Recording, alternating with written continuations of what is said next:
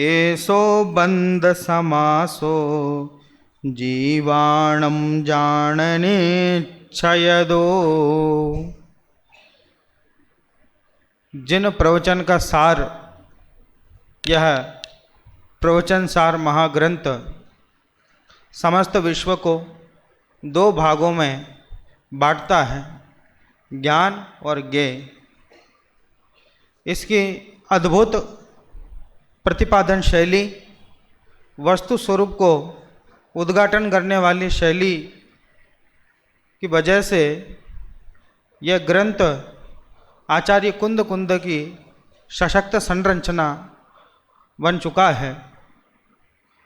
विश्वविद्यालयों में स्थान प्राप्त करना इसकी एक अनूठी उपलब्धि है। समयसार ग्रंथ को जहाँ अध्यात्म ग्रंथों का शिरमौर कहते हैं, यह प्रवचनसार ग्रंथ तो उससे एक कदम और आगे बढ़कर विश्वविद्यालयों में पाठ्यक्रमों में भी स्थान प्राप्त किया है। उसका कारण इसकी विषय वस्तु ऐसा यह प्रवचनसार ग्रंथ कि मानो दंत कथा में इस प्रकार का वर्णन मिलता है कि विदेश क्षेत्र में सिमंदर भगवान के मुख से सद्धर्म वृद्धि रस्तु यह आशीर्वाद जब उनके मुख से निकला तो पूछा गया कि आशीर्वाद किसके लिए निकला है, कि बड़े क्षेत्र में आचार्य कुंद कुंद विद्यमान है, उनके लिए यह आशीर्वाद निकला है। तत्पश्चात विदेह गमन, उसके बाद तत्व ज्ञान का जो उन्होंने श्रवण किया, ऐसा लगता है कि वो सद्धर्म वृद्धि रस्तु जो आशीर्वाद निकला है वो अकेले कुंद कुंद आचार्य के लिए नहीं निकला, हम सभी बड़े क्षेत्र के जीवों के लिए निकला है। और इस प्रवचन सार में आचार्य कुंद कुंद ने उस धर्म को ही हम सबको समझाने का अद्भुत कार्य, अद्भुत शैली का उपयोग किया है। और इस प्रवचन सार की परिचर्चा जिसका छठा सत्र हम यहाँ से प्रारंभ करने जा रहे हैं, अध्यक्ष के रूप में आपके बीच में मैं आवाज़ देता हूँ, जिन्होंने जिनवानी को अपना चिंतन का विषय नहीं बनाया है, अपने जीवन का विषय बनाया है। लोग लौकिक कार्यों से यद्वा तद्वा समय निकालकर जिनवानी के कार्यों में लगते हैं, परंतु वे जिनवानी के कार्यों से यद्वा तद्वा कदाचित थोड़ा समय निकाल करके लौकिक कार्यों में लगते हैं, बाकी अपना पूरा समय इसी कार्य में जिन्होंने लगाया हुआ है। ऐसे डॉक्टर मनीष जी शास्त्री मेरठ को आवाज़ देता हूँ, कृपया वे मंच पर पधारें और आज के अध्यक्ष पद को सुशोभित करें। और इसी क्रम में आज के इस परिचर्चा सत्र में मुख्य अतिथि पद को सुशोभित करने के लिए हमारे बीच में एक विशेष व्यक्तित्व विराजमान है, जो इस श्री टोडरमल दिगंबर जैन सिद्धांत महाविद्यालय के इतिहास में अपना एक विशेष पहचान रखते हैं। हमारे स्नातकों में उनका वात्सल्य और उनका हंसमुख स्वभाव सदा ही हमारे विद्यार्थी और विद्वानों को लुभाते हैं। ऐसे हमारे प्रिय पंडित महावीर जी पाटिल सांगली को आवाज़ देता हूँ, कृपया मुख्य अतिथि पद को स्वीकार करें। जोरदार करतल ध्वनि के माध्यम से हम उनका स्वागत करते हैं। अच्छा, आपको ऐसा लगा आपको बुला रहे?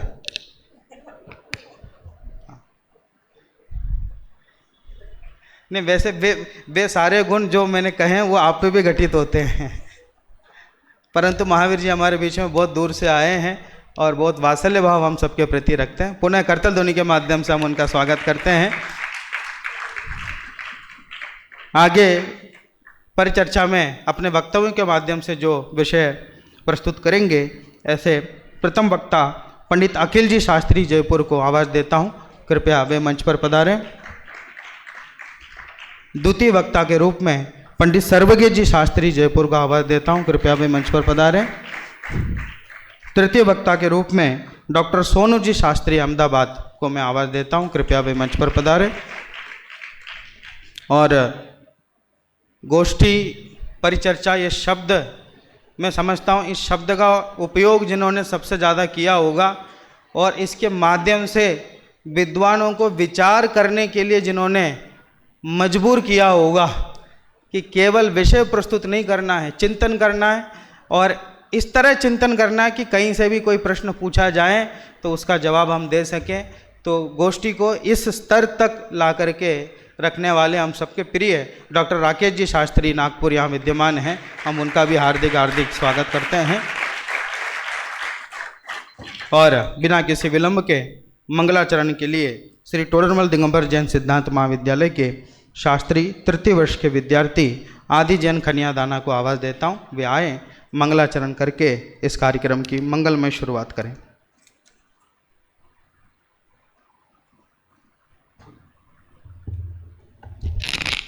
शरणम में वीतरागोस्तु। मंगलाचरण के लिए सभी हाथ जोड़ ले। नमो अरहंताणं नमो सिद्धाणं नमो आयरियाणं नमो वज्रायाणं नमो लोए सवसाहुणं। ग्रंथ का मंगलाचरण।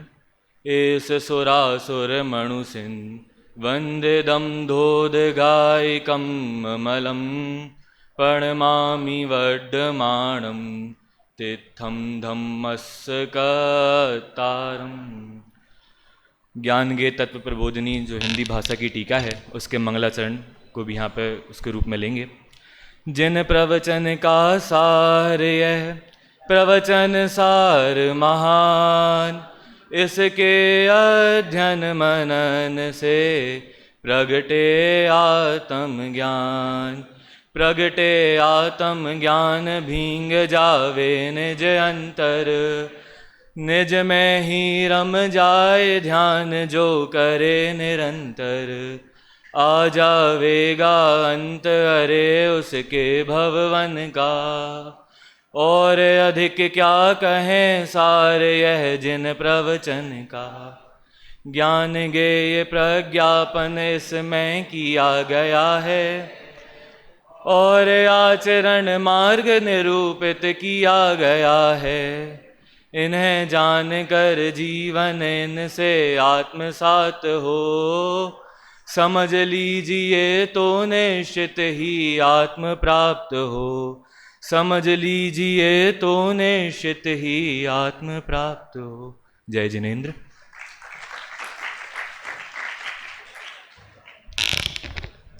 प्रातःकालीन प्रवचन में हमने देखा था शुभोपयोग परिणति को क्या शब्द दिया था? धूर्ता अभिसारी का है कि शुभोपयोग भाव जो है मोक्ष मार्ग में बाधक हैं। तो फिर दूसरों को हम प्रेरणाएं देते हैं कि देवशास्त्र गुरु के शरण में रहें और देवशास्त्र गुरु की पूजा करें, स्वाध्याय करें, अध्ययन मनन करें। एक तरफ तो शुभोपयोग की प्रेरणा देते हैं, चाहे आवश्यक गिनाते हैं, तो वास्तव में शुभोपयोग का स्वरूप क्या है? जहाँ कहीं उसे हेय बताया जाता है और जहाँ कहीं उसके पालन करने की सलाह दी जाती है। वास्तविकता क्या है? शुभोपयोग का स्वरूप क्या है और उसका फल क्या है? और वही शुभोपयोग जब अशुद्ध परिणति के साथ होता है तब क्या फल मिलता है, शुद्ध परिणति के साथ होता है तब क्या फल मिलता है। अलग अलग विवक्षाएं हैं, अलग अलग अपेक्षाएं हैं। एक बार शुभोपयोग का स्वरूप एवं उसके फल इस विषय पर प्रकाश डालने के लिए प्रथम वक्ता के रूप में आप सबकी कर्तध्वनियों के साथ बुलाता हूं। अखिल जैन को आए और अपना विषय प्रस्तुत करें।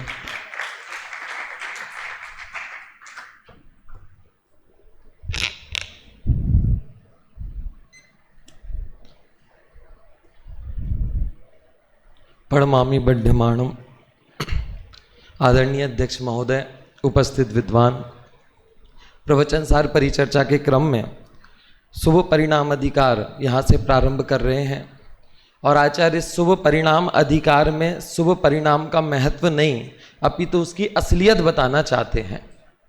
असलियत मतलब असलियत तो ज्ञान अधिकार में ज्ञान की भी बताई थी, सुख की भी बताई थी, पर यहाँ असलियत मतलब उसका काला सच बताना चाहते हैं। उसके नाम पर जो भ्रष्टाचार किया जा रहा है उस बात को यहाँ पर वह समझा रहे हैं। वास्तव में आचार्य यहाँ शुभोपयोग का स्वरूप के माध्यम से शुभोपयोग की हेयता हमारे अंदर स्थापित कर रहे हैं। उन्होंने जो शुद्धोपयोग की दुकान खोली है और उस पर जो ग्राहक आ रहा है वह शुभोपयोग की चीज ही मांग रहा है। और इसलिए वह शुद्धोपयोग की चीज उसे देने के लिए, जो उसका कल्याण करने वाली है, उसके लिए जो शुभोपयोग रूपी चीज मांग रहा है, उसकी हीनता प्रकट करके उसे शुद्धोपयोग रूप वस्तु देना चाहते हैं, जिससे वे अपना कल्याण कर सके। 69 और 70 नंबर की दो गाथाएं मेरे आज के विषय का केंद्र बिंदु हैं। पहली गाथा में आचार्य ने कहा कि जो देव पूजा, देव यति गुरु की पूजा में, सुशील में, दान आदि में, उपवास आदि में रक्त है, वह आत्मा शुद्धोपयोगी है।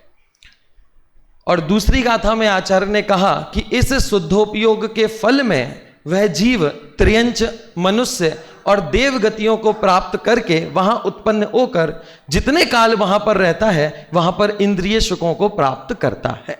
यह तो हो गया मेरे गोष्ठी का विषय कि यह हमें समझना है। यहां पर शुभ उपयोग किसे कहा जाए तो उसमें उन्होंने देव लिए, यति लिए, गुरु लिए, व्रत लिए, उपवास लिए, सील लिया, दान लिया, आदि अनेक चीजें ली। इसमें अनेक प्रश्न उठ सकते हैं कि उन्होंने शास्त्र क्यों नहीं लिया, यति और गुरु दो ही क्यों लिए। तो इन प्रश्नों का कोई औचित्य नहीं है। क्यों नहीं है? क्योंकि आचार्य यहां शुद्धोपयोग किससे होता है वो बताना उनका प्रयोजन नहीं है, शुद्धोपयोग के फल को बताना ही उनका मुख्य प्रयोजन है। वो तो शुद्धोपयोग का फल कह रहे हैं। और शुभोपयोग जो होता है, सॉरी मैंने शुद्धोपयोग बोला, शुभोपयोग जो होता है वो अनेक कारणों से होता है।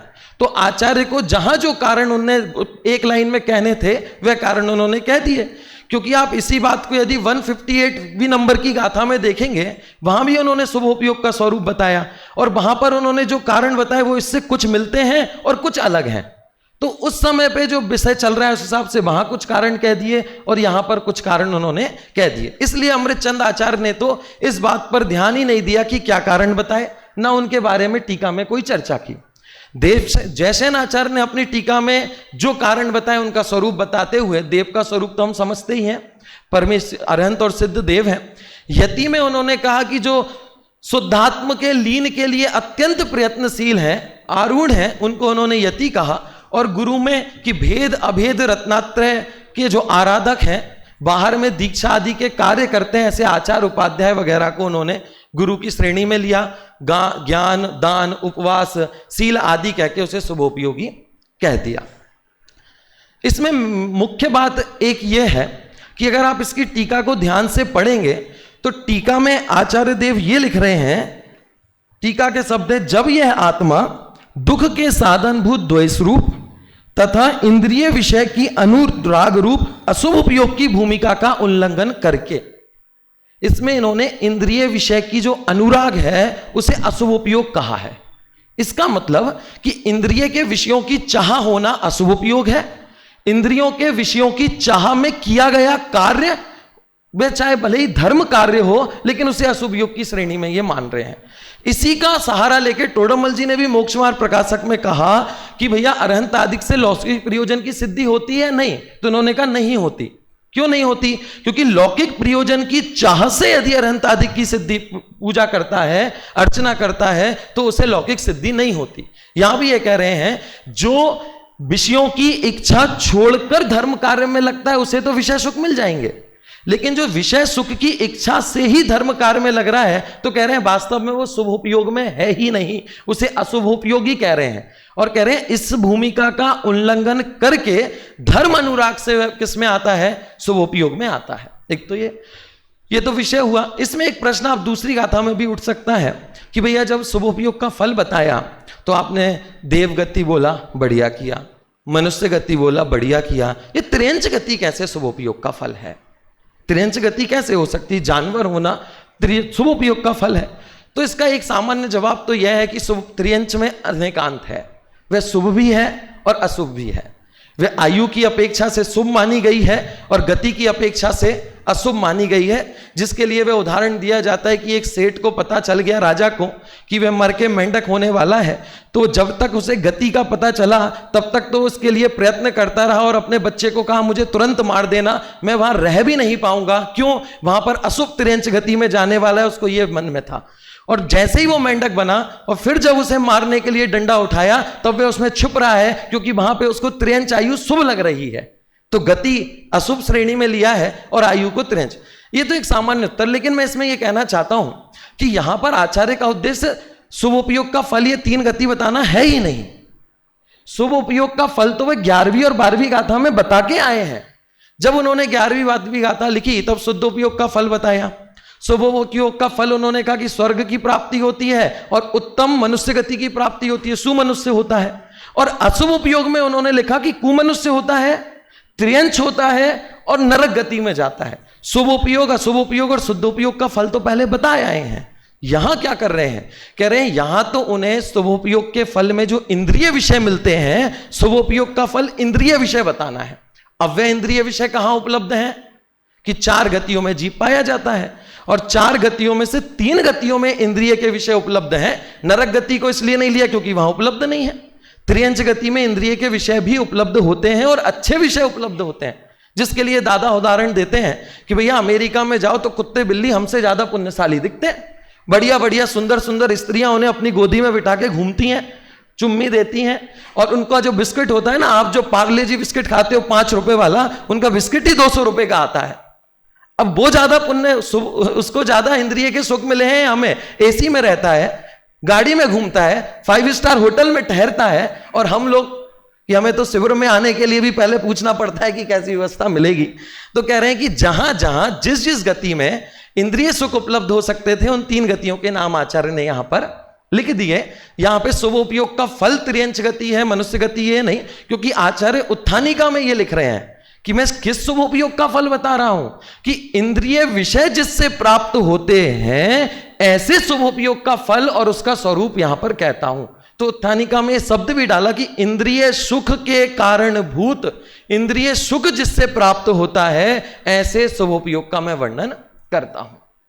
अब एक बहुत बढ़िया प्रश्न है आचार्य देव से कि आपके मन में यह शुभोपयोग के लिए इतनी कड़वाहट है क्यों? शुभोपयोग बढ़िया तो है ना, आखिरकार काम तो उससे ही होगा। आपके मन में यह कड़वाहट है क्यों? यह प्रश्न मुझे आचार्य से पूछना है। मैं अपने मुंह से नहीं पूछता, दादा से कहलवाता हूं। और दादा ने अपने तत्व चिंतन में एक बात लिखी है इस संबंध में ही, पुण्य को भी पापवती ही हे कहकर आपने, पुण्य का अपमान प्रभुवर कर दिया है आपने। संसार में सुख शांति दाता स्वर्ग दाता पुण्य है, परंपरा से कहो तो अपवर्ग दाता पुण्य है। ये दादा का प्रश्न है कुंद आचार्य से कि पुण्य की तो इतनी महिमा है, आप इसको हे कहकर शुभ परिणाम अधिकार में उसको बुलाते हो पहले और फिर उसको धत्कारते हो और लोगों को उससे दूर करते हो, ऐसा कर क्यों रहे हो? तो कुंद आचार्य का जवाब भी दादा लिखते हैं, आश्रव है हे एवं बंद भी जब हे है, मुक्ति रमा की प्राप्ति में इसका न रंच प्रदेह है। जब सभी आश्रव हे हैं, जब बंद भी सब हे हैं, पुण्य पाप उनके भेद हैं, अतएव वे भी हे हैं। कि बंद के कारण तो आश्रव बंद है ना, और पुण्य भी आश्रव है और पाप बंद भी आश्रव, पुण्य भी बंद ही है, इसलिए दोनों ये हैं, शुभोपयोग भी है और अशुभ उपयोग भी है। आचार्य ने शुरू में 3 उपयोग बताए 11वीं 12वीं गाथा में, तो शुभोपयोग की शुद्धोपयोग की चर्चा तो उन्होंने 3 अधिकारों में कर ली, यहां पे शुभ परिणाम अधिकार की चर्चा कर रहे हैं। अब प्रश्न ये, आप अशुभ उपयोग की चर्चा कब करने वाले हो? तो कह रहे हैं कि अशुभ उपयोग कोई अलग नहीं है, इसके आगे वाली गाथाओं में ये आचार्य कहेंगे कि शुभ उपयोग से जो फल मिलता है उसमें जीव दुखी होता है और अशुभ उपयोग से जो फल मिलता है उसमें जीव दुखी होता है। तो दोनों में अंतर किस आधार से करूं कि दोनों ही शुभ उपयोग और अशुभ उपयोग को वो एक श्रेणी में रख के इंद्रिय सुख मिलके फिर बाद में दुखी मिलना है, ऐसी बात वे यहां पर कह रहे हैं। ये जो आचार्य ने इंद्रिय की हेता प्रकट की है शुभ उपयोग की, उसके 3 कारण भी बताए दादा ने अपनी टीका में। पहला कारण कि भैया जो इंद्रियों के सुख आपको मिलते दिखाई दे रहे हैं, इसकी महानता उन्हें नहीं बतानी है शुभोपयोग की। महान तो शुद्धोपयोग है, उसकी चर्चा कर रहे हैं, उसका ही ढिंडोरा पीटना है, इसलिए इसकी चर्चा नहीं है। दूसरी बात, ये शुभोपयोग के फल में धर्म का साधन भी तो मिलता है। ये धर्म के संयोग जो हमें मिले हैं ये शुभोपयोग के फल में ही तो हैं, तो उसको हे क्यों कह रहे हैं? तो दादा कहते हैं कि भैया ये शुभोपयोग के फल में धर्म के संयोग मिलना तो नगण्य है। कितने लोगों को मिलते हैं धर्म के संयोग, और विषय कसाई की संयोग कितने लोगों को मिलते हैं? हम यहां पर इतने लोग हैं, संपत्तिवान, संयोगवान, संपन्न, खूब प्रतिभावान, इतने सारे लोग भारत में कितने होंगे, और धर्म के संयोग मिलने पर भी धर्म की आराधना वाले कितने जीव हैं? तो उन सबको शुभोपयोग के परिणाम में ही तो ये संयोग मिले हैं। लेकिन शुभोपयोग के परिणाम फल में धर्म के संयोग बहुत ही नगण्य जैसे हैं, किसी जीव को मिलते हैं जैसे हम सभी जीव को मिले। और इसमें एक बात मैं कहना चाहता हूं कि मिलने के बाद भी उनका उपयोग कितना करते हैं। आज हमें ये शुभोपयोग धर्म के परिणाम मिले और हम इसमें क्या कर रहे हैं कि भैया इतना काम हो जाए कि अगले भव में भी शुभोपयोग मिल जाए, अगले भव में भी ये धर्म के संयोग मिल जाए। मैं कहता हूं ऐसी सोच आज हमारी है कि अगले भव में भी ऐसी ही नहीं रहेगी। उधर पे संयोग मिलने के बाद भी हम इसी इंतजार में बैठे रहेंगे कि ये जो संयोग मिले हैं इससे मैं शुभ उपयोग कर लूं ताकि अगले भव में धर्म के संयोग मिल जाए। फिर अगले भव में जाकर फिर मैं इस मान्यता के साथ बैठा रहूंगा कि अभी शुभ उपयोग धर्म के संयोग मिले हैं, अभी शुभ उपयोग कर लूं ताकि फिर से मुझे धर्म के संयोग मिले। आचार्य कह रहे हैं शुभ उपयोग को उपादेय मानकर इससे धर्म के साधन प्राप्त होंगे, ऐसी बुद्धि रख के वास्तव में हम अपने संसार को ही बढ़ा रहे हैं। इसका त्याग तो अभी करने योग्य है। हम ये क्यों सोच रहे हैं कि अगले भव में हमें धर्म के संयोग मिलेंगे और वहां पे हम हमारी आत्मा का कल्याण करेंगे? क्या ये धर्म के संयोग में आत्मा का कल्याण नहीं हो सकता? इसका मतलब अभी भी हमारे अंदर शुभ उपयोग के प्रति उपादेय बुद्धि पड़ी हुई है और उसको आचार्य हे बुद्धि में बदलना चाह रहे हैं। ये गुरुदेव के संयोग से हमें ये तत्व ज्ञान मिला। क्या इससे अच्छा संयोग आगे मिल सकता है? क्या जो शुद्ध अध्यात्म की बात हमें मिली है, क्या इससे ज्यादा, इससे अच्छा संयोग मिल सकता है? हम इस पुण्य कमा कमा के इससे अच्छा संयोग ढूंढना चाहते हैं, इस संयोग में क्यों नहीं कर लेना चाहते? आचार्य का प्रश्न तो यह है कि जो संयोग अभी मिला है उसमें करो, आगे फिर से संयोग ढूंढने की बात क्यों करते हो? देवगति में जब स्वर्ग में चर्चा करते हैं ना तो सोचते हैं देवगति में तो संयम नहीं है, मनुष्य गति में जाएंगे तो संयम धारण करेंगे, जिन मुद्रा अंगीकार करेंगे, मुनि धर्म अंगीकार करेंगे और देवगति से मनुष्य गति में आ जाते हैं। यहां आकर कितने देव मुनि दीक्षा अंगीकार करते हैं, उनके परिणाम बदल जाते हैं। फिर क्या सोचते हैं कि मनुष्य कुछ मिला है तो कुछ ऐसा काम कर लें कि देवगति में चल जाए और वहां धर्म का संयोग मिला रहेगा। फिर मैं देवगति में विचार करता है कि मनुष्य गति में आ जाएंगे और जिन मुनि अंगीकार कर लेंगे, जिन दीक्षा अंगीकार कर लेंगे। आचार्य कह रहे हैं ये शुभ उपयोग के नाम से भ्रष्टाचार फैला रखा है। इसलिए पहले मैंने वो शब्द बोला क्योंकि आचार्य इसलिए इतना जोर देकर इस शुभ उपयोग को हमसे दूर करना चाहते हैं। युगल जी की एक बहुत अच्छी पंक्ति है पुण्य पाप के संदर्भ में, वह पढ़ना चाहूंगा। अरे पाप की मदमाती काली रातों में तुम बेहोश पड़े मद पी पी कर जहरीले, कि पाप की मदमाती रातों में तो तुम बेहोश पड़े रहे और कि और पुण्य के मधुर दास की धवल निशा में, और जब पुण्य का उदय आया, धवल निशा हुई, तब तुमने क्या किया? तूने अपना रूप निहारा ओ गर्वीले। क्या हे गर्वीले कि ऐसा पुण्य का उदय आने पर भी, शुभ उपयोग से इंद्रिय सुख मिलने पर भी क्या तुमने अपना रूप निखारने का प्रयत्न किया है?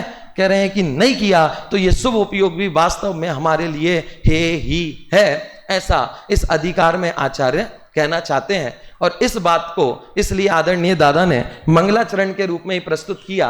गाथाओं से पहले वो मंगलाचरण करते हैं। शुभ परिणामों से मिले केवल इंद्रिय सुख, किंतु वह सुख सुख नहीं, वह है केवल दुख है।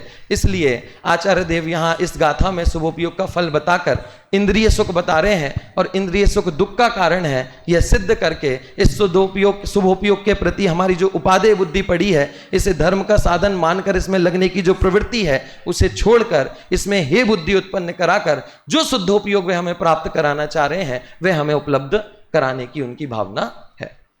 ओम नमः सिद्धेभ्यो। अखिल जी, आपने बहुत सुंदर व्याख्यान किया। मैं आपके व्याख्यान से वास्तव में बहुत प्रभावित हूँ और आपने जो है मतलब आधुनिक भाषाओं के भी अच्छे अच्छे लच्छेदार प्रयोग किए। मैं आपसे दो प्रश्न पूछना चाहता हूँ। पहला प्रश्न ये है कि ये आप शुभोपयोग की चर्चा कर रहे हो, अधिकार का नाम तो शुभ परिणाम अधिकार है, तो इसमें शुभोपयोग में और शुभ परिणाम में क्या अंतर है? पहला प्रश्न। दूसरा प्रश्न भी पूछ लेता हूँ, भरोसा नहीं है बाद में मिलेगा कि नहीं मिलेगा। दूसरा प्रश्न ये है कि ये शुभोपयोग के फल में जब इंद्रिय सुख मिलना ही है और यदि मैंने पहले ही वो शुभोपयोग के पहले ही ये इंद्रिय सुख की कामना कर ली तो आप उसको अशुभ कह रहे हो, ऐसा अन्याय क्यों कर रहे हो?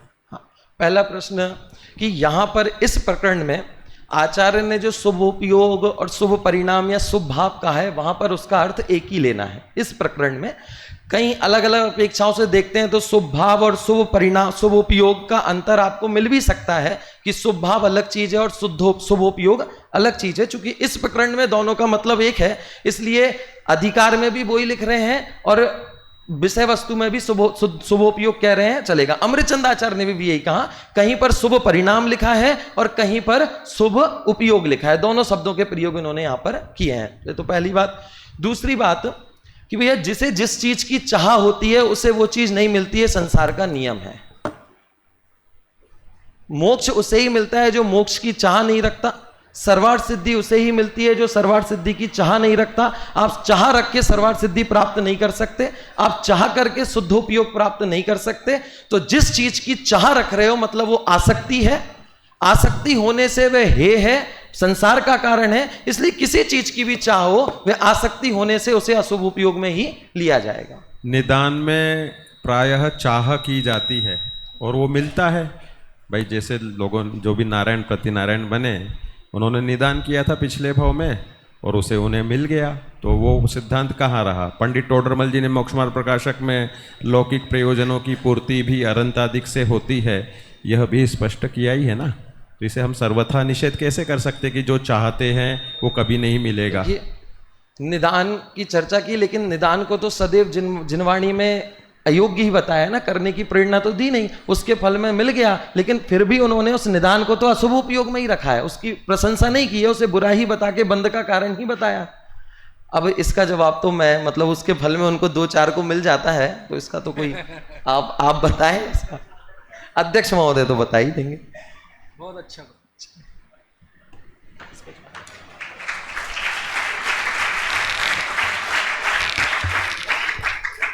बहुत सुंदर विषय प्रस्तुत किया। पंडित अखिल जी शास्त्री इसी महाविद्यालय के विद्यार्थी हैं। जनपथ और वितरा विज्ञान जो पत्रिकाएं निकलती हैं उसके प्रबंध संपादक के रूप में कार्य करते हैं, महाविद्यालय के अध्यापक हैं। और ये जो गोष्ठी दोपहर में परिचर्चाओं का लाभ ले रहे हैं, इसका पूरा संयोजन कार्य इन्होंने किया है। 10 लक्षण अष्टानी पर्व आदि विशेष अवसरों पर प्रवचन करके बाहर जाते हैं। ऐसे इनके प्रथम वक्तव्य को हमने लाभ लिया।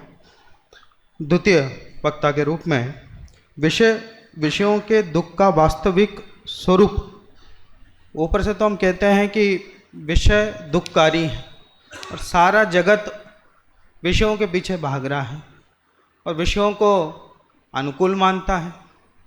ऐसा लगता है कि भारत में मनुष्य बनने की अपेक्षा अमेरिका में त्रिअंश बन जाए तो ज़्यादा अच्छा है। अखिल जी का दर्द भी प्रकट हुआ प्रथम वक्तव्य में।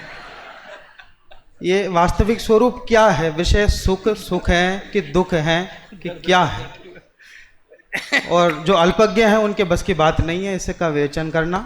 सर्वज्ञ जी को बुलाता हूँ, विशेष दुखों के बारे में अपना विवरण प्रस्तुत करें। पंडित सर्वज्ञ जी शास्त्री। अच्छा हाँ आप।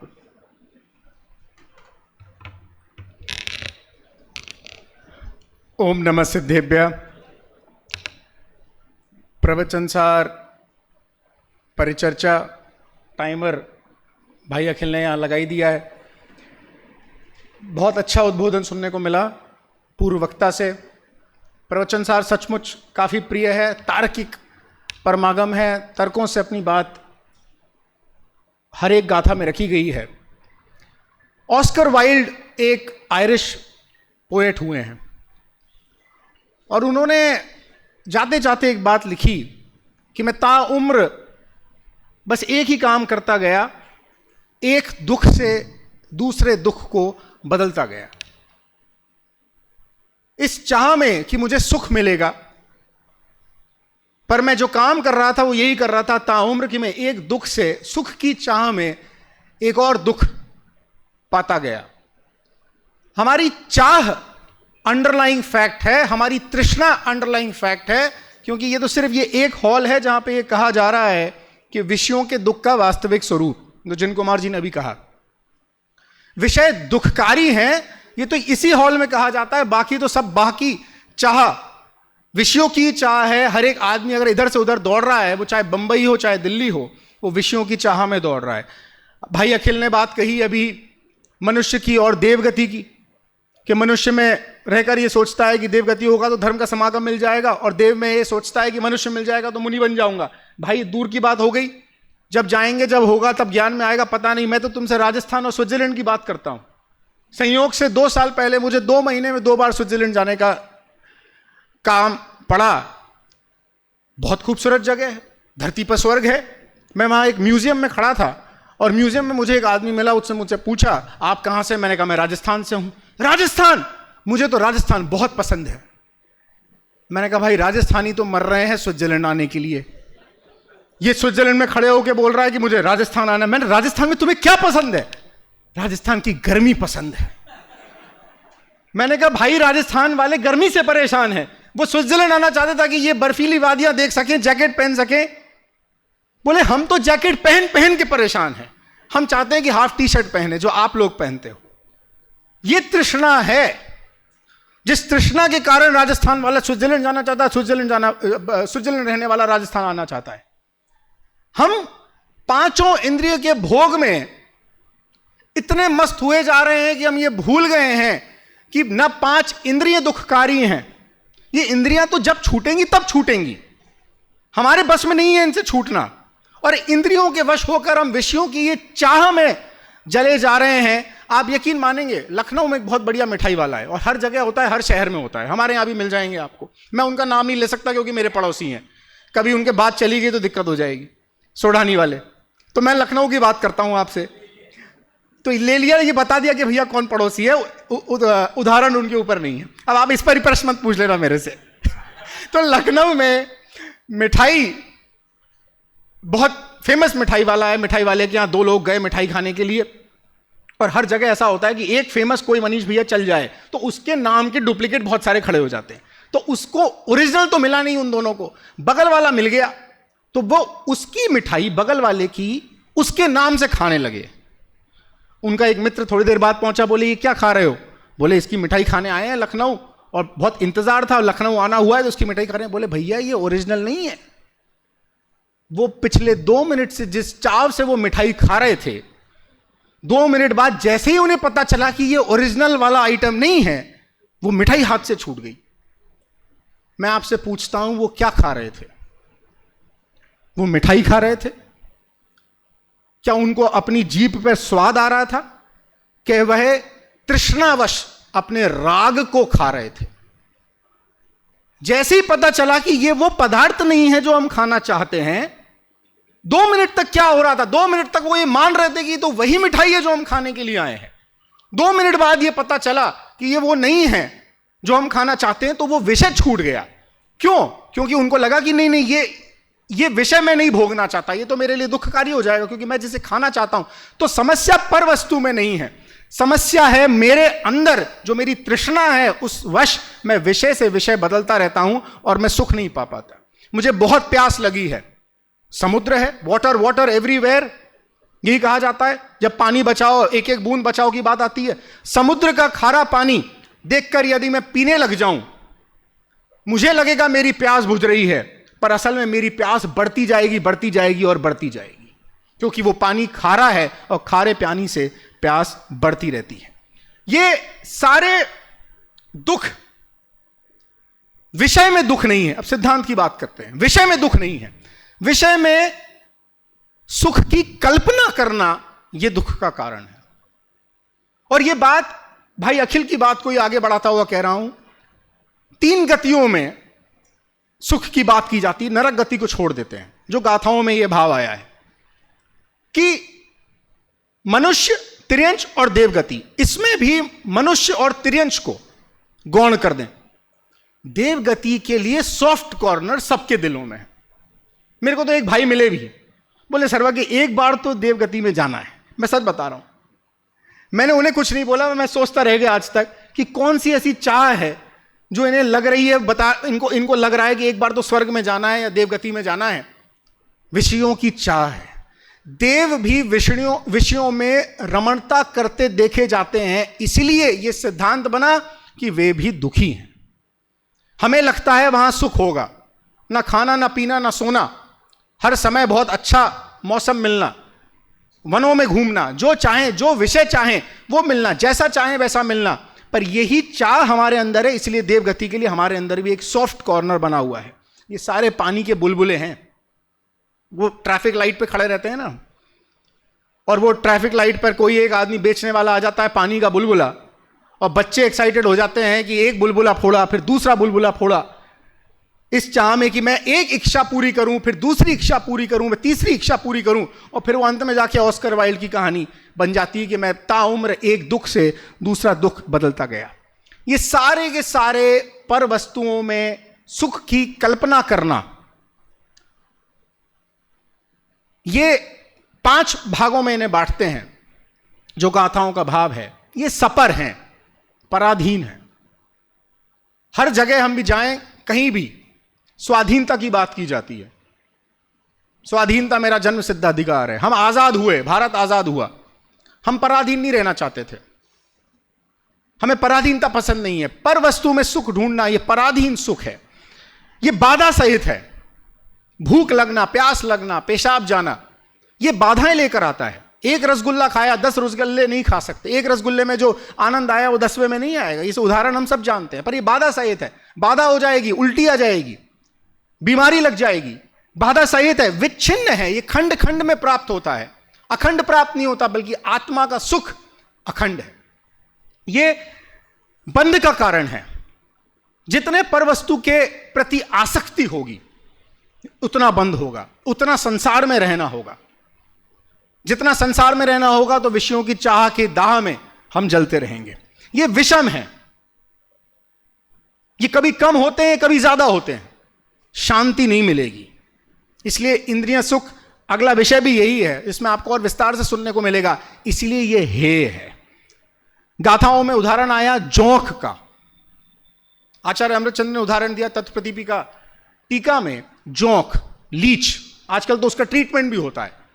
वो अगर यहां लगा दें गंदा खून पीने के लिए, तो वो गंदा खून चूसती रहती है वो जोंक, और उसे ये होश भी नहीं होता कि अब इससे ज्यादा चूसा तो वो फट जाएगी। इतनी आसक्ति होती है उस गंदे खून को पीने में कि वो हटाए नहीं हटती।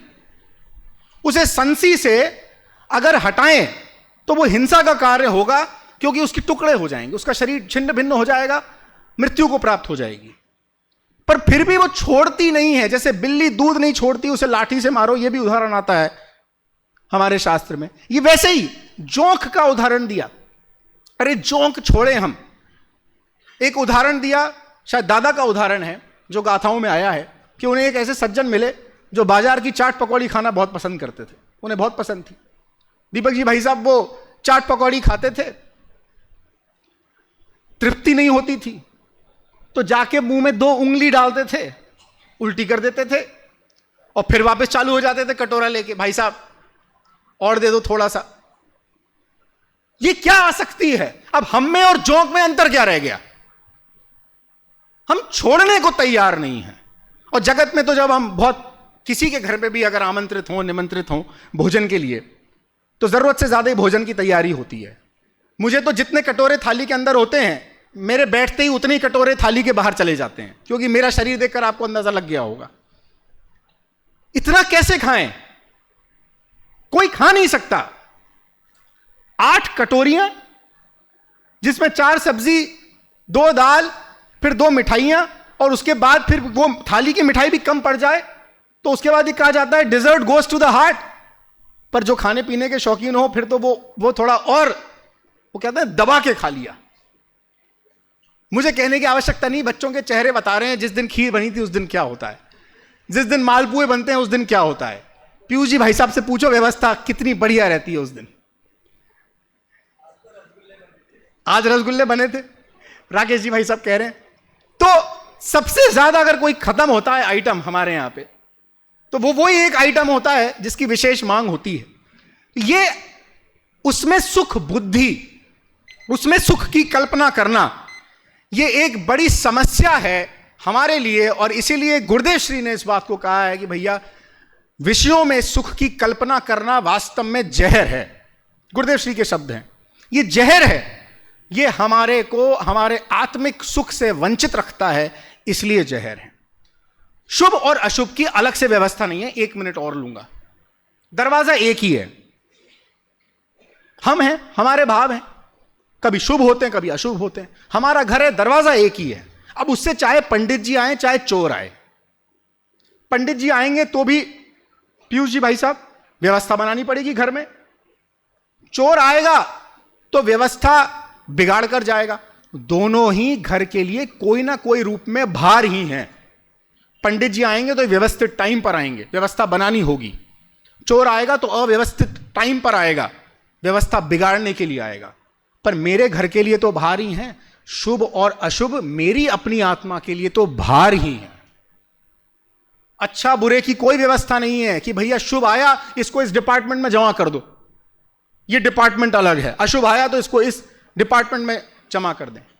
अलग अलग पृथकत्व व्यवस्था नहीं है, ये गाथाओं में आया है।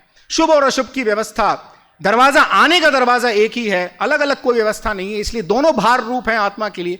इसलिए कोसते हैं अपना सुख हम पर में ना ढूंढें, अपना सुख तो अपने में ही है। हिंदी में कहावत है, बगल में छोरा गांव में ढिंडोरा।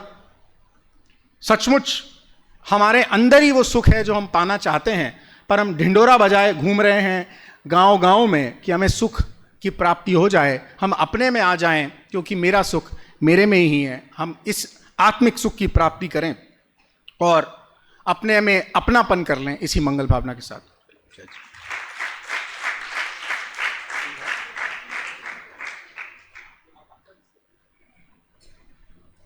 मेरे को एक प्रश्न सिर्फ इतना सा था भाई साहब कि ये आपका विषय विषयों के दुख का वास्तविक स्वरूप है कि विषयों के सुख का वास्तविक स्वरूप होना चाहिए? विषयों के दुख मुझे जो मिला वो तो विषयों के दुख का वास्तविक स्वरूप मिला। मुझे भी उसमें ये बात प्रॉब्लम हो रही थी। हाँ, पर अब मैं ज़्यादा कोई ऐसा बदलाव करने की भाव रखता नहीं था, तो मैंने कहा है तो दुखी रूप, तो उसे दुख रूप में साबित करने के लिए ज़्यादा इसका तो उल्टा अर्थ निकल जाएगा। विषयों के दुख का वास्तविक स्वरूप माने वो तो सुख रूप है और तुम उसको दुख रूप कह रहे हो, ऐसा मतलब इसमें से उल्टा अर्थ निकल जाएगा। मेरे को लगता है ये गलती अखिल जी की है, ऐसा कह रहे अखिल जी कह रहे खुद।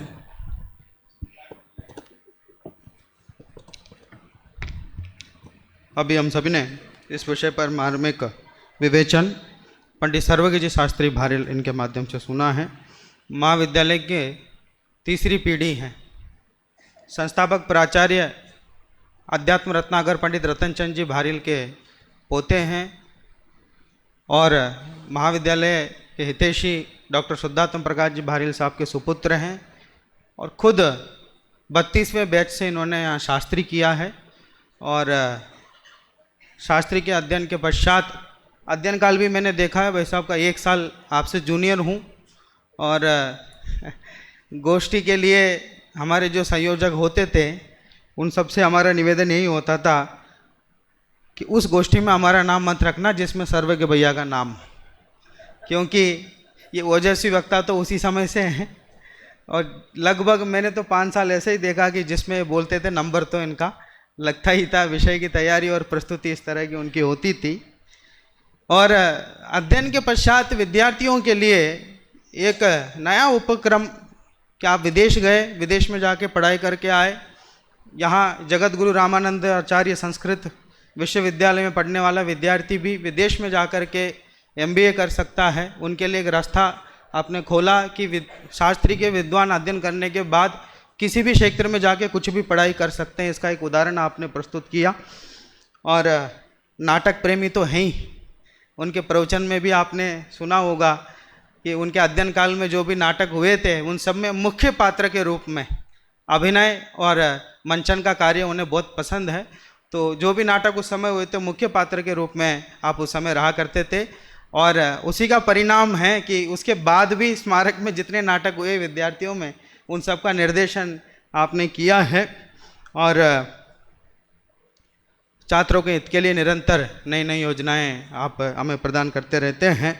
और जब अंत में आज आपने कह दिया कि कहीं भी सुख नहीं है दुख ही है, तो अब हमें लगा कि अब ऐसा प्रयास नहीं हो कि हमें अब आपके पास आएँ तो ऐसा कह दें कि भैया इसमें आपने त्याग कर दिया है। भूमिका के अनुसार जो होगा वो तो होगा ही, लेकिन मान्यता क्या है वास्तविकता में कि वास्तव में विषयों में सुख नहीं है। ऐसी मार्मिक चर्चा आपने प्रस्तुत की है। और सुख प्राप्ति हेतु प्रयत्न करते सुख जाता दूर है। प्रयास तो सुख प्राप्त करने के लिए कर रहा हूँ, लेकिन काम उल्टा हो रहा है और सुख से दूर होता जा रहा हूँ। और अनादिकाल से एक असफल प्रयास, एक बार असफल नहीं, अनादिकाल से अनंत बार असफल हुआ हूँ एक कार्य में कि सुख की प्राप्ति के लिए भागता हूँ और सुख मेरे से दूर जाता है। कहाँ गलती हो रही है, कहाँ भूल हो रही है, जिस भूल को मैं अनादिकाल से अभी तक सुधार नहीं पा रहा हूँ। इस बात की खोज के लिए, इस बात के शोध के लिए हमने एक विद्वान को आमंत्रित किया है। शोध खोज की बात हो तब वैज्ञानिक ही काम आते हैं, सामान्य लोगों का काम नहीं है। वैज्ञानिक लोग ही शोध खोज करते हैं। इसरो से एक वैज्ञानिक हमारे बीच में आए हैं, पंडित सोनू जी शास्त्री, उनको मैं आमंत्रित करता हूँ। ये इंद्रिय सुख की हेयता के बारे में अपना विचार यहाँ प्रस्तुत करें कि वास्तव में हमें इंद्रिय सुख अभी तक प्राप्त क्यों नहीं हुआ है, क्या वास्तव में वे सुख है, उसका उपादेयपना और उसकी हेयता क्या है, उस पर प्रकाश डालें।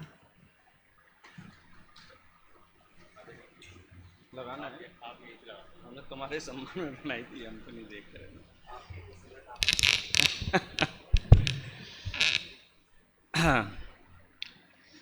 पढ़मामि बड्ढमाणम तित्थम धम्मस्य कत्तारम। प्रवचन सार ग्रंथ की प्रवर्तमान संगोष्ठी के माननीय अध्यक्ष महोदय, साथ ही विद्वान वक्तागण, सभा कक्ष में विराजमान सर्वाध्यक्ष महोदय आदरणीय राकेश जी भाई साहब, वरिष्ठ विद्वत गण और हमारा भूतकाल जो यहाँ पर विराजमान है, जो हमें ऊर्जा देता है, उत्साहित करता है, और समाज के वरिष्ठ जन यहाँ विराजमान हैं। बहुत सुंदर संगोष्ठी का आयोजन हो रहा है और इंद्रिय सुख की हेयता मुमुक्षु समाज में इस प्रकरण पर चर्चा करना ऐसा लग रहा है जैसे उजाले में हम और एक बल्ब जला रहे हैं। सब ये मानते हैं माने शास्त्र के अनुसार प्रतीति ऐसी है कि जो इंद्रिय सुख है वो सुख नहीं है, दुख रूप ही है। लेकिन अनुभूति तक ये चीज़ नहीं पहुंची है। कहते हैं, सुनते हैं, पढ़ते हैं, लेकिन अंदर तक ये बात नहीं पहुंची। अगर पहुंची होती पहले तो शायद पंचम काल में नहीं होते। पंचम काल में भी जो वेदनाएं, जिन क्षोभ और दुखों से हम गुजर रहे हैं, अगर ये बात हमारी स्वीकृति में होती तो हम सुखी होते। लेकिन आचार्य कुंद देव ने इस विषय को यहाँ प्रस्तुत किया है। इसको थोड़ा हमें विहंगावलोकन करने की आवश्यकता है। जब भी हम बात करते हैं, पंडित जी साहब ने 4 निर्देश दिए हैं किसी भी प्रकरण को प्रस्तुत करते समय।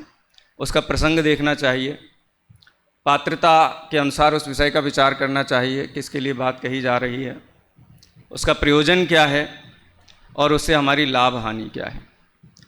तो इस एंगल से इस विषय को हम देखते हैं। मेरा दिया हुआ विषय 76 से 79 गाथाओं तक है।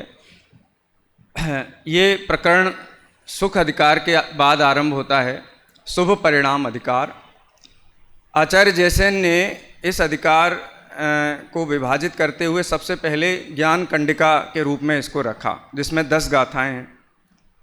गाथाओं की संख्या के नज़र से देखा जाए तो आचार्य अमृतचंद्र देव और आचार्य जयसेन एक ही पेज पर हैं। दोनों की 10-10 गाथाएं हैं, 69 से 79 तक, 79 नहीं 78 तक 10 हैं। एक गाथा आचार्य जयसेन ने शामिल की है। अभी जो विषय दोनों यहाँ जो चले हैं उसके निष्कर्ष रूप से ये गाथाएं हैं। प्रसंग क्या है? आचार्य देव शुद्धोपयोग की बात कर रहे हैं, क्योंकि 7वीं गाथा में उन्होंने प्रतिज्ञा रूप कहा था, चारित्तम खलु धम्मो धम्मो जोसो समुत्तीर्ण दिट्ठो मोह खोह विहीणो परिणामो अपणो समो। वो उपसंप्यामी सम्मम से बात शुरू हुई थी। उसके बाद 14वीं गाथा में शुद्धोपयोग का लक्षण स्थापित किया था। जिन्होंने पहले गोष्ठी नहीं सुनी हो उनके रेफरेंस के लिए बोलता हूँ कि शुद्धोपयोग क्या होता है। सुविदित पयत्थ सुत्तो संजम तव संजुदो विगत रागो समणो समसोह दुखो भणिदो शुद्धो वो गोत्ती। ये शुद्धोपयोग की बात है। लेकिन उपयोग के 2 साइड और होते हैं जिन्हें अशुभोपयोग और शुभोपयोग कहा जाता है। शुभोपयोग के फल में बहुत सारी चीज़ें मिलती हैं, जैसा अखिल जी ने बताया। चक्रधर, कुलिसधर उनके विषय में था, सर्वज्ञ जी के विषय में था, लेकिन उन्होंने उसको कैसे मिलता है उसके बंध के कारण बताए थे। शुभोपयोग के कारण इस प्रकार की चीज़ें मिलती हैं, और जो उन चीज़ों को प्राप्त करके उन्हें भोगते हैं वो एक्चुअली क्या वेदन करते हैं, उन्हें सुख होता है या दुख होता है। तो एक बहुत सरल दृष्टांत से बात हम समझ सकते हैं। उसके बाद मैं अपना विषय प्रारंभ करता हूँ कि शुभ उपयोग से बंधे हुए जीव और अशुभोपयोग से बंधे हुए जीव। अब वो बीच की परंपरा आप लगा लेना, अशुभोपयोग उससे होने वाला पाप और उससे बंधन, शुभोपयोग और उससे जो कर्म का आश्रव बंध हुआ है वो बंधन, यानी पुण्य बंध और पाप बंध। शुभोपयोग से बंधे हुए और उसके उदय में मिलने वाली जो सामग्री है, और अशुभोपयोग से बंधा हुआ जो पाप है उसके उदय से अनुकूल सामग्री का नहीं मिलना है। उन दोनों चीज़ों की तुलना आचार्य देव ने की। मैं इसको ऐसे कहता हूँ क्योंकि उन्होंने एक गाथा में नरक गति में भी जीवों को विषय तृष्णा है और देवगति के जीवों को भी विषय तृष्णा है, दोनों को विषय तृष्णा है। अंतर कितना है कि देवगति के जीवों को विषय उपलब्ध हैं और नरक गति के जीवों को विषय उपलब्ध नहीं है। लेकिन विषय तृष्णा देव दंताड़म, देव पर्यंत सभी को है और वो तृष्णा दुखी रूप है। इसको सरल दृष्टांत में कहें तो 2 मरीज हैं।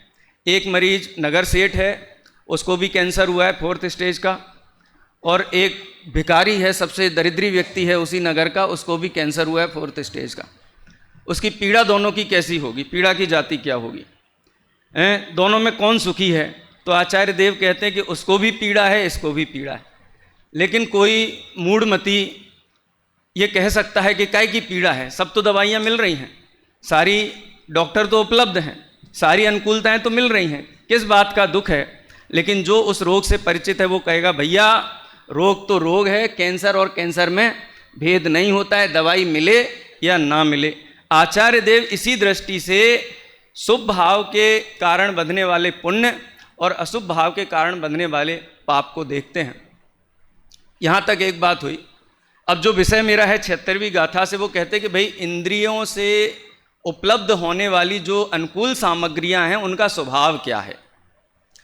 पहला स्वभाव जो गाथा है, सपरम बाधा सह्यम विच्छिन्नम बंध कारणम विषमम तम इंद्रिये हि लद्धम तम सौखम दुःखमेवतः, कि जिसको आप सुख कह रहे हैं वास्तव में वो दुख ही है। क्यों दुख है? क्योंकि उसमें सपरत्वात्, पहला हेतु दिया, क्योंकि वो कभी भी आपको मिलेगा पराधीनता में ही मिलेगा इंद्रिय सुख। दादा एक बहुत बढ़िया बात कहते थे कि भैया सम्यक दर्शन करना बहुत सरल है और चाय मिलना ये बहुत कठिन है। ये तुलना करते थे। तो वैसी ही बात है कि इंद्रिय सुख चाहिए तो पर की शरण में जाना पड़ेगा और शुद्धोपयोग चाहिए तो किसी की भी शरण में नहीं जाना पड़ेगा। यहाँ से दिल्ली जा रहे हों और रास्ते में गाड़ी खराब हो जाए, 2-4 किलोमीटर तक कुछ व्यवस्था नहीं है और चाय पीने की इच्छा हो, तो चाय उपलब्ध हो सकती है क्या?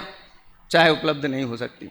लेकिन कोई जीव ये प्रतिज्ञा कर ले कि अब तो सम्यक दर्शन करके ही खड़े होंगे, तो सम्यक दर्शन हो सकता है कि नहीं हो सकता? उसकी प्रोबेबिलिटी क्या है?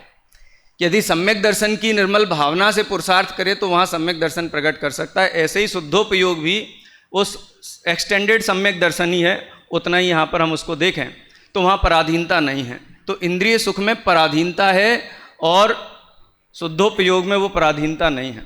सपरम बाधा सह्यम, और जो इंद्रिय सुख है वो बाधा सहित है, वो निराबाध नहीं मिलता है। विषय की इच्छा होगी।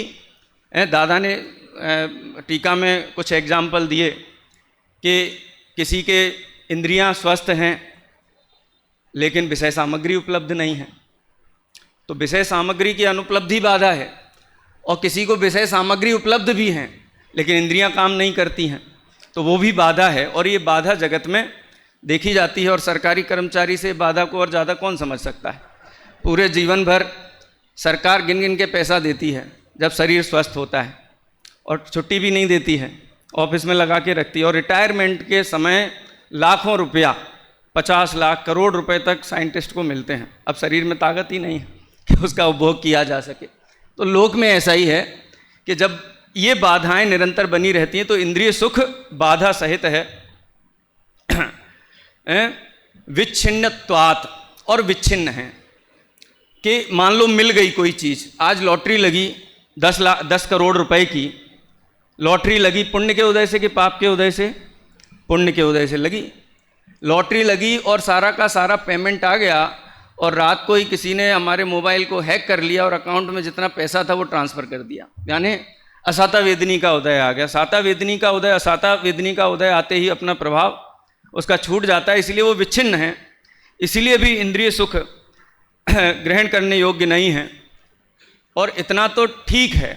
अब इसके विपरीत आप शुद्धोपयोग देखेंगे, मैं स्लाइड भी खोल देता हूँ, मैंने सभा के सम्मान के लिए स्लाइडें बनाई थी, आप देख लीजिए। विच्छिन्नम, विच्छिन्न है, और शुद्धोपयोग इसका ठीक उलट है, वहाँ कोई बाधा नहीं है, वहाँ कोई पराधीनता नहीं है, और वो विच्छिन्न नहीं है।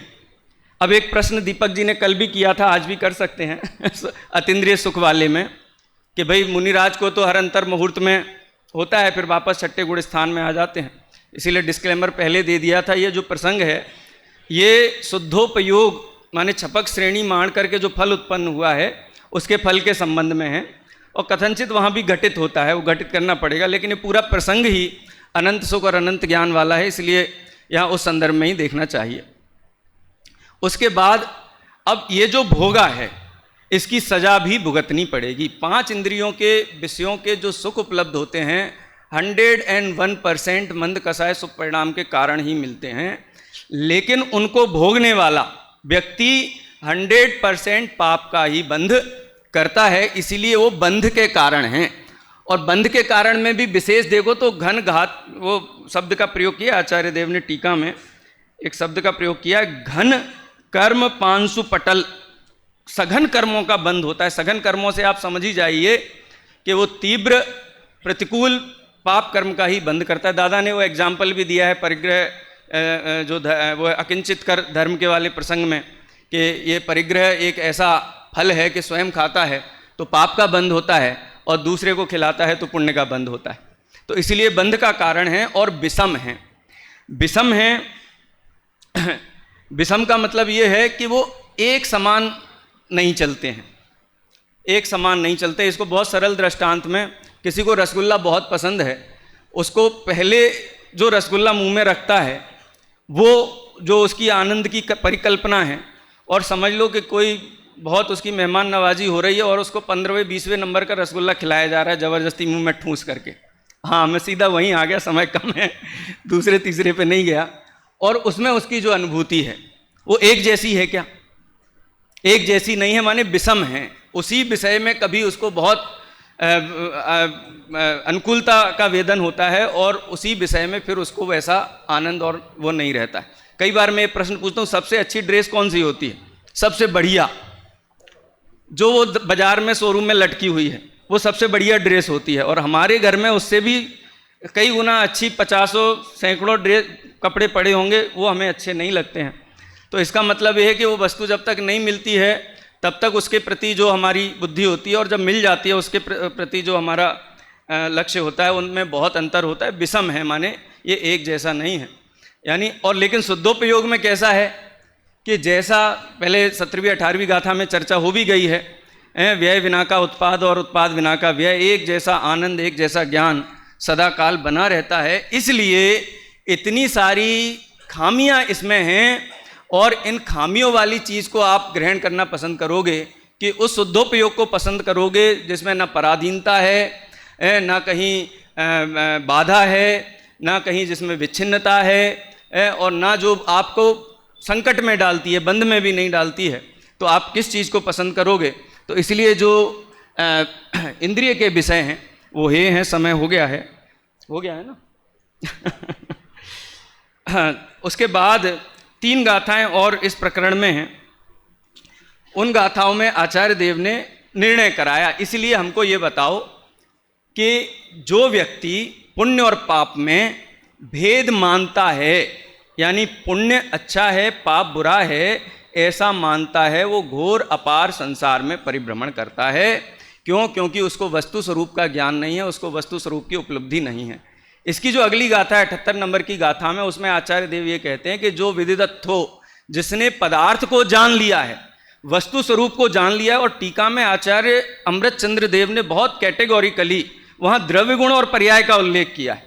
ये पूरा समय प्रवचन सार ग्रंथ द्रव्य गुण पर्याय को समर्पित है। जिसको द्रव्य गुण पर्याय का ज्ञान है वही जीव शुद्धोपयोग को प्राप्त कर सकता है। मैं तो कई बार उत्साह में कहता हूँ, अध्यक्ष महोदय यहाँ विराजमान है, इसको सुधार करें अगर कहीं इसमें कमी है। मैं कहता हूँ कि वस्तु स्वरूप के विचार और अभ्यास को बुद्धिपूर्वक का शुद्धोपयोग है वो एक प्रकार से। ये आचार्य देव इतना हाई कैटेगरी में द्रव्य गुण पर्याय के अभ्यास को रेट यहाँ पर करते हैं। वो बात 78वीं गाथा में है। उसके बाद ज्ञान कंडिका प्रथम खत्म हो जाती है आचार्य जयसेन के अनुसार, और जो 79 नंबर का जो गाथा है जो सुबह प्रवचन में भी चल रही है, वो ज्ञान कंडिका द्वितीय की प्रथम गाथा है। उसमें आचार्य देव ये कहते हैं कि, और प्रथमा विभक्ति का प्रयोग किया है टीका में आचार्य अमृतचंद्र, उत्तम पुरुष का प्रयोग किया है। उत्तम पुरुष माने वो स्वयं के ऊपर घटित करके ये बात कहते हैं, जिसमें वो कहते हैं कि जिसने पाप गाथा पाठ करते हैं, चत्ता पावारंभम समुट्ठिदो स्वहम्य चर्यम्मी ण जहदि जदि मोहादि ण लहदि सो अपगम शुद्धम। जिसने शुद्धोपयोग की प्रतिज्ञा की है और वो शुभ चारित्र का प्रेमी हो गया है, शुभ चारित्र से उसको अधिक लगाव है और वो शुद्धोपयोग का प्रयत्न नहीं करता है, पुरुषार्थ नहीं करता है, तो वो भी इस संसार से पार नहीं हो सकता है, वो भी मोह का नाश नहीं कर सकता है। और बहुत बढ़िया एक उदाहरण भी दिया आचार्य अमृतचंद्र देव ने। कौन सा उदाहरण है? धूर्त अभिसारिका का। धूर्त अभिसारिका शुभ परिणति है, और ऐसी धूर्त अभिसारिका के प्रति जिसको आकर्षण है वो व्यक्ति आसन्न दुख संकट में पड़ा हुआ है, वो 100% उसका बहुत नुकसान होने वाला है। ऐसे जो मुनि शुद्धोपयोग की प्रतिज्ञा लेकर के और इस चारित्र को धारण किया है और वो शुभ परिणति के प्रति अगर आकर्षित होते हैं तो वो बहुत काल तक संसार में परिभ्रमण करने वाले, ऐसी बात है। एक और बात मैं यहाँ पर उल्लेख करना चाहूँगा। ये पूरी जो बात है वो शुभोपयोग की समीक्षा वाली बात है, शुभ परिणाम की समीक्षा वाली बात है, लेकिन जैसा मैंने कहा प्रसंग और पात्रता का भी विचार करना चाहिए। इसका संकेत आचार्य जयसेन स्वामी ने किया।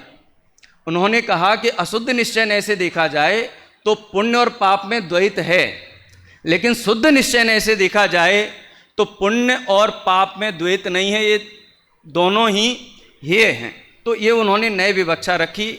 छोटे दादा कई बार प्रवचन में इसको इस प्रकार बोला करते थे कि एक बाप के दो बेटे हैं, एक बेटा है शुद्धोपयोग और एक बेटा है अशुद्धोपयोग, और फिर अशुद्धोपयोग के दो बेटे हैं, एक का नाम है शुभोपयोग और एक का नाम है अशुभोपयोग।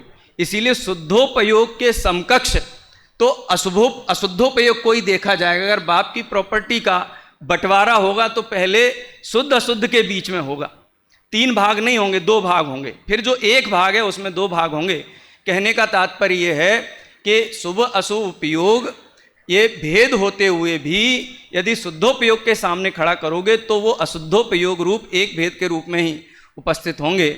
ऐसे शुभ और अशुभ उपयोग ये संकट देने वाले हैं। हम इनके संबंध में सही श्रद्धान करें तो मोह का अभाव होगा, और श्रद्धान नहीं करेंगे तो 7 तत्व संबंधी भूल बनी रहेगी और मिथ्यात्व जो है वो बना रहेगा। तो बहुत सुंदर ये प्रकरण है, विशेष चर्चा अध्यक्ष महोदय करेंगे। मैं यहाँ विराम लेता हूँ।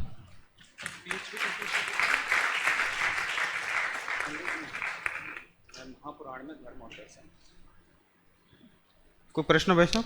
नहीं।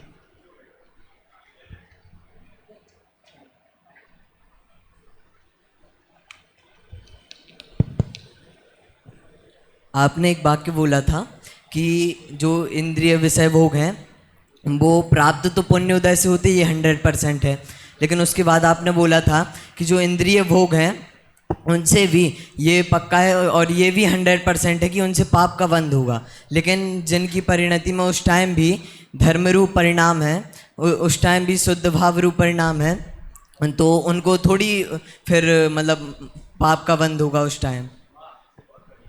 उत्तर तो मिलेगा ही। ये उपाध्याय कनिष्ठ का विद्यार्थी है, 1 महीना हुआ है विषय समझने की इसकी जिज्ञासा कि वो प्रश्न यहाँ से करने की हिम्मत उसने की है। जोरदार करतल ध्वनि से पहले तो इनका स्वागत। बढ़िया, बहुत सुंदर द्रोणगिर का है, द्रोणगिर का। हाँ, निर्जरा अधिकार की गाथाएं हैं। वहाँ तो ये है कि 5 इंद्रियों के विषयों को भोगता हुआ ज्ञानी के तो भोग निर्जरा हेतु हैं, लेकिन वहाँ करणान योग से आपको थोड़ा देखना पड़ेगा उस चीज़ को कि जितना वो विषयों के प्रति प्रवृत्ति में हैं उस अनुपात में तो पाप बंद है ही। 7वें गुण स्थान में भी अशुभ भाव है अबुद्धिपूर्वक का, और वहाँ पे अशुभ प्रकृतियों का बंध भी का है। तो उसको थोड़ा सूक्ष्मता से देखने की आवश्यकता है, उसको हम स्वीपिंग स्टेटमेंट उस पर नहीं दे सकते। ये अज्ञानी जीव की यहाँ पर जो रुचि है पुण्य के प्रति, वो छुड़ाने वाली बात है। और ज्ञानी जीव को जो विषयों का सेवन देखा जाता है, वहाँ पर उनमें रुचि ना होने के कारण, उनको सुख का कारण न मानने के कारण, वो श्रद्धा संबंधी बंध नहीं है उसको। और जितना कसाय का अभाव हुआ है उतने अंशों में बंध नहीं है, लेकिन जितने अंशों में वो बहुत अल्प है। वो आज चर्चा भी आई थी या कल आई थी कि एक बागान है, आम का ऑर्चार्ड है, वहाँ पर 4-5 चीकू के भी पेड़ लगे हुए हैं। तो उसको चीकू का बाग नहीं कहा जाता, उसको आम का बाग ही कहा जाता है। इसलिए उस दृष्टि से इसको समझना चाहिए। वो सुंदर इंद्रिय सुख की हेयता विषय पर आदरणीय भाई साहब का हम सभी ने वक्तव्य सुना। आप भी इसी महाविद्यालय के स्नातक हैं और मूलतः पोरसा के रहने वाले हैं, चंबल एरिया से। हालांकि आपके स्वभाव के अनुकूल लगता नहीं है कभी। और वर्तमान में इसरो में वैज्ञानिकों के बीच में तत्वज्ञान, जैन तत्वज्ञान को पहुंचाने का कार्य उनके मध्य में रहकर कर रहे हैं। वर्तमान में अहमदाबाद में हैं और स्थानीय विद्वान के तौर पर स्थानीय स्तर पर भी वहाँ स्वाध्याय गतिविधियों को अंजाम देते हैं। अष्टानिका, विभिन्न शिविर और 10 लक्षण पर्व आदि में प्रवचनार्थ बाहर जाते ही हैं और आपके माध्यम से विशेष तत्व प्रचार का कार्य हो रहा है। और महापुराण में, पुराणों में धर्म और दर्शन विषय पर आपने PhD का कार्य भी किया, अंग्रेजी भाषा में किया है। और मैं क्षमा चाहता हूँ कि मैंने जब प्रारंभ में बुलाया तब पंडित सोनू जी शास्त्री ऐसा कह दिया था। फिर हालांकि आपने अपने वक्तव्य में मरीज का उदाहरण दिया तो मैं समझा कि मुझे संकेत कर रहे हैं कि इसे सुधार करके डॉक्टर सोनू जी शास्त्री करें ऐसा, और क्योंकि आपने PhD भी की ही है। और अब हमारे बीच में एक ऐसे व्यक्तित्व मुख्य अतिथि के रूप में विद्यमान हैं।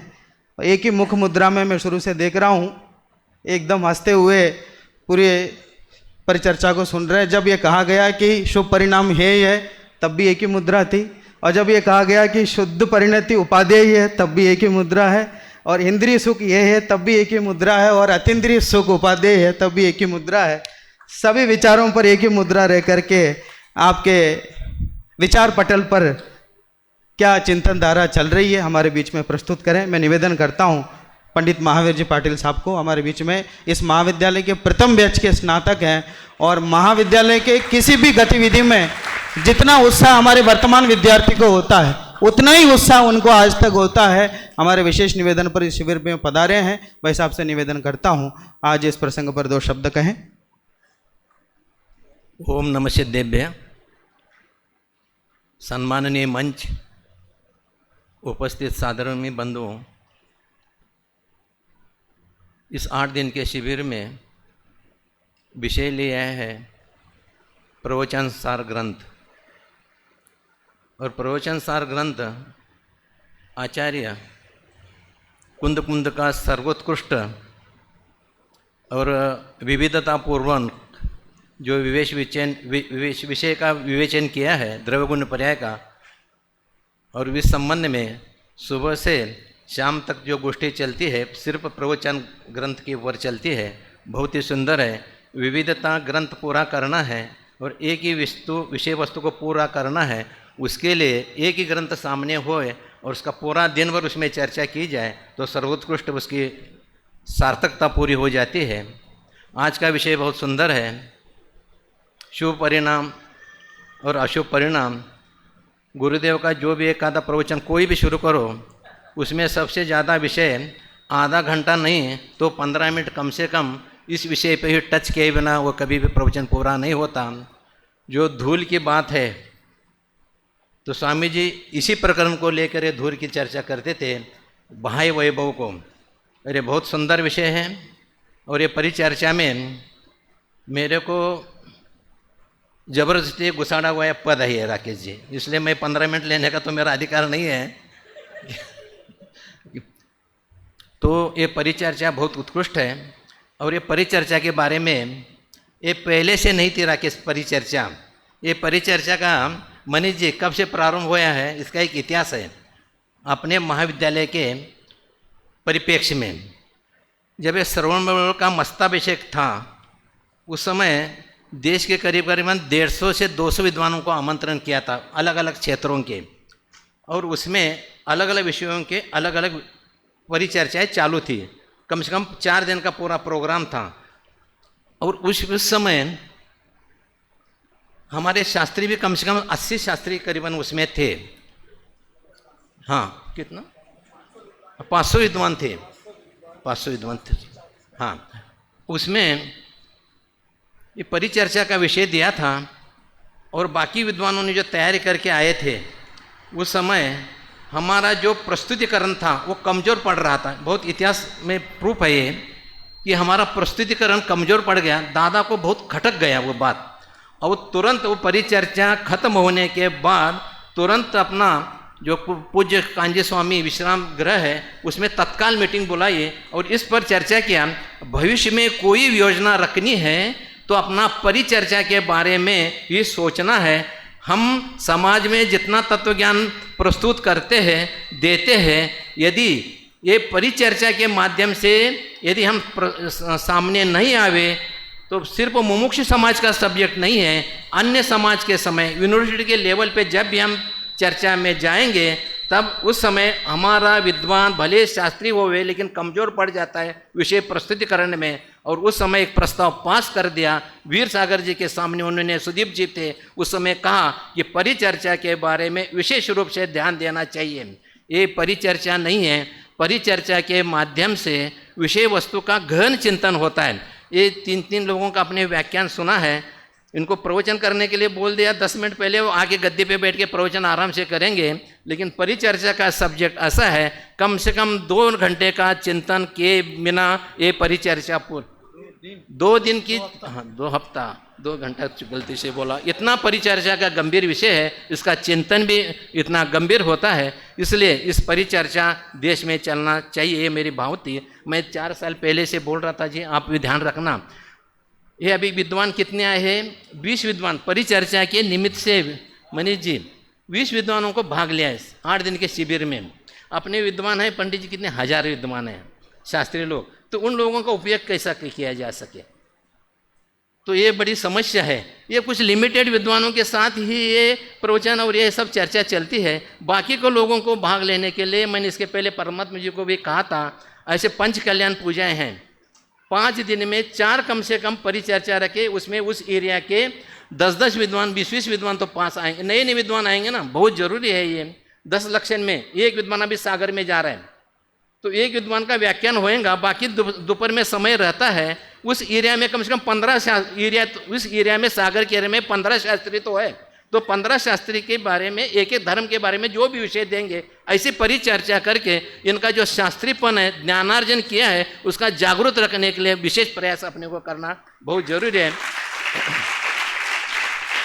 सुनो, पंचकल्याण का नियोजन हमारे तरफ से, विधानों का नियोजन हमारे तरफ से, 10 लक्षण हमारे तरफ से, अन्य विधानों का सभी का हमारे तरफ से, टोडल मल की तरफ से, और विद्वान सब लिमिटेड विद्वानों के साथ उनका रहता है। इस प्रकार का आयोजन करके कम से कम उस माध्यम से एक बार तो एक विद्वान इस संगोष्ठी में आना ही चाहिए, वो साल भर में एक बार उसका चिंतन मनन प्रस्तुतिकरण उसका चिंतन और भी बढ़ेगा। इसलिए ये दृष्टिकोण करके समाज को ये गोष्ठी को चालू रखना चाहिए। इसकी मेरे छोटी सी भावना थी, आपने मेरे को 2 समय का समय दिया, उसके लिए धन्यवाद।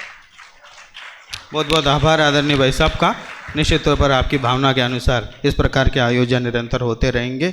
और हमारे बीच में डॉक्टर विराग जी शास्त्री जबलपुर दिखाई दे रहे हैं, जोरदार करतल ध्वनि के माध्यम से हम उनका स्वागत करते हैं। और बिना किसी विलंब के डॉक्टर मनीष जी शास्त्री मेरठ जो आज की सभा के परिचर्चा के अध्यक्ष हैं, अध्यक्ष उद्बोधन के लिए निवेदन करता हूँ। प्रणमामि बड्ढमाणम। 4:45 तक का समय था गोष्ठी का, 5 बज चुके हैं, आधा पौना घंटा भी मैं बोलूँगा।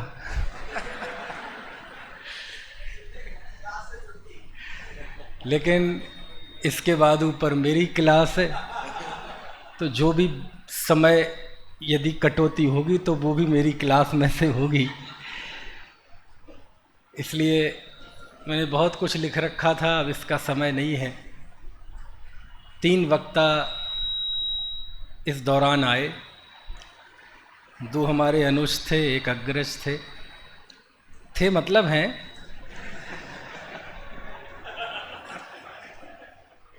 और तीनों वक्ताओं ने अपने विषय के साथ पूरा न्याय किया, पूरे मन से, पूरी संजीदगी से अपने विषय को प्रस्तुत किया। इसलिए कहीं कोई कमी रहने की तो गुंजाइश ही नहीं है। सभी बहुत क्वालिफाइड विद्वान हैं।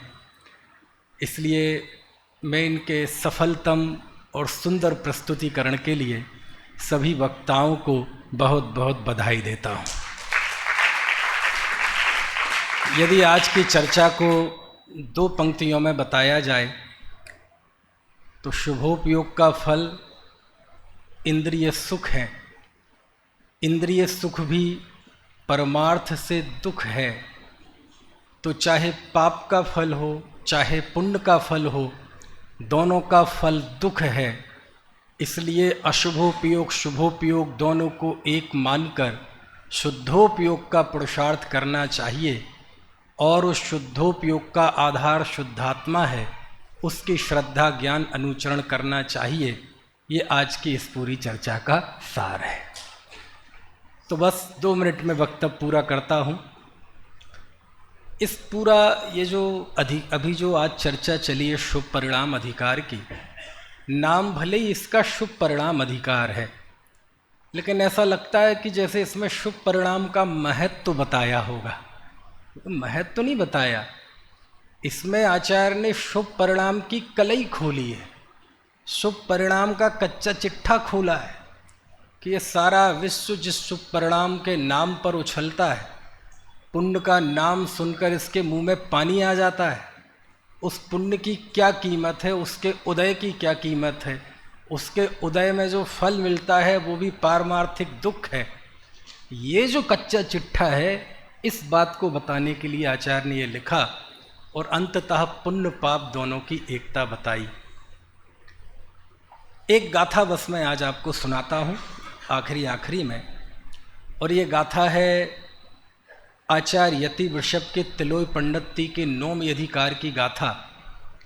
और पुण्य का क्या महत्व है, उसकी क्या हैसियत है, उसकी क्या, मुझे लगता बहुत बढ़िया है उस दृष्टि से ये गाथा।